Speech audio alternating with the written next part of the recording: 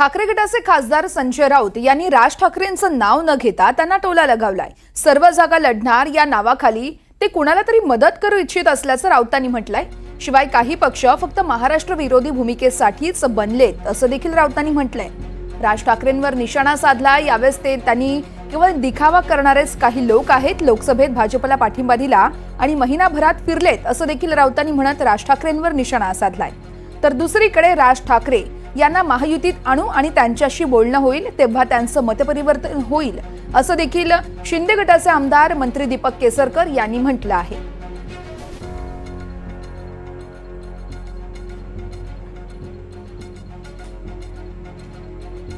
पक्षाचा क्लिप बघा, राज ठाकरे माझ्या माहितीप्रमाणे नुकतेच परदेशातून आलेले आहेत।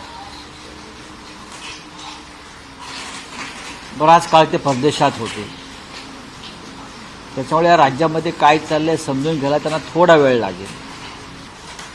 ज्या मोदी शहाना महाराष्ट्रात पाय ठेवू देणार नाही असं ते म्हणाले होते, त्यांनी बिनशर्त पाठिंबा दिला। यात सगळं आलं आणि आता फक्त एका महिन्यात त्यांची भूमिका बदलते।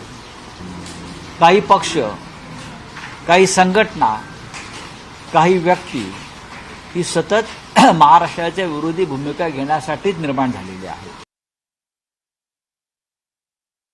एक गोष्ट अशी आहे की अजून इलेक्शनला उशीर आहे। प्रत्येक